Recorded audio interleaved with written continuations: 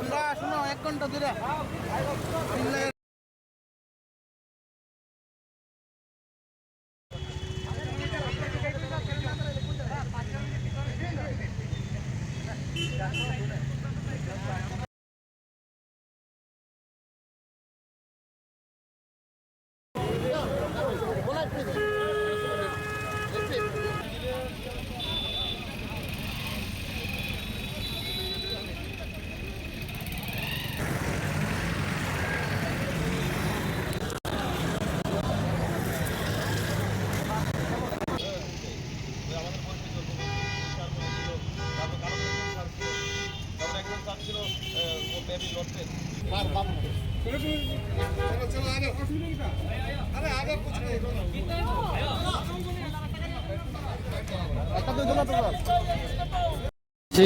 গতকালকে থেকে form fill up চলছে, কিন্তু আমি ফর্ম ফিল আপ করতে পারিনি। পোর্টালে আমাদেরকে সাপোর্ট করছেন। তো এখন কার কাছে যাব, কি করব, কোনো রাস্তা পাচ্ছি না। আপনি আপনাদের মাধ্যমে মাননীয় অনারেবল সিএম স্যার এবং তথা শিক্ষামন্ত্রী এবং সরকারের কাছে আমার মনে আবেগটা তুলে ধরছি বা আবেদন করছি যে যেইভাবেই হোক আমাদেরকে যাতে রিক্রুটমেন্ট করে। তাছাড়া গত যে 21-22 টেট পরীক্ষা দিয়েছে এবং তাদের মধ্যে যারা ওভারিজ হয়েছে তাদেরকেও রিক্রুটমেন্ট করেছে, ক্যাবিনেটের সিদ্ধান্ত অনুসারে নিয়েছে। এমন কেউ বাদ নেই যারা টেট কোয়ালিফাই করেছে।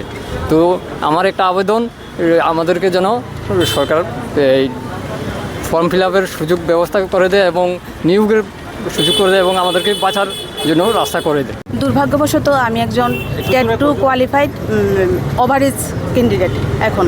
তো আমি ওভারেজ হয়ে আজকে সিএম স্যার, মূলত আমাদের মুখ্যমন্ত্রী তথা আমাদের শিক্ষামন্ত্রী স্যারের কাছে আমার বক্তব্যটা আমি তুলে ধরতে চাইছি। কারণ আমি নভেম্বর মাস থেকেই স্যারের সঙ্গে দেখা করার জন্য অ্যাপ্লিকেশান করে রেখেছি। অনেকবার দেখা করার জন্য করেছি যে আমার এজ পেরিয়ে যাচ্ছে বা অনেকজন আছে আমাদের সঙ্গে, খুব কম সংখ্যক, কিন্তু দেখা করতে পারছি না।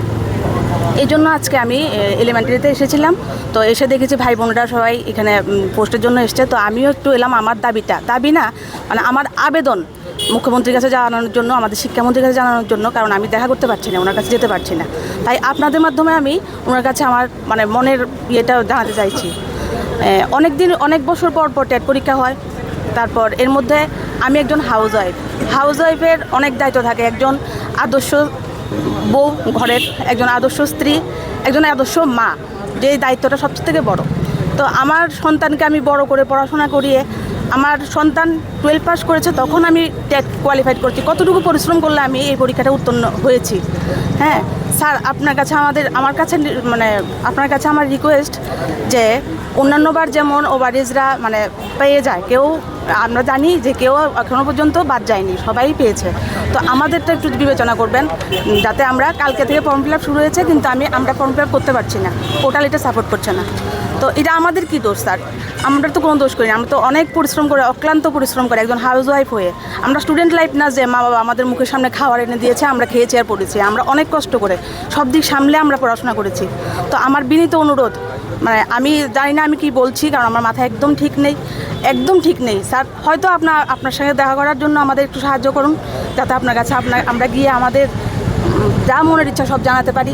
অথবা আপনি হয়তোবা আমাদেরকে সান্ত্বনা দিন, অথবা আমাদেরকে কোনো আশ্বাস দিন যে আমরা কি করব। আমরা যাতে ব্যর্থ না হই, আমাদের মূল্যটা যাতে দেওয়া হয় আমাদের কষ্টের। আমি আপনার কাছে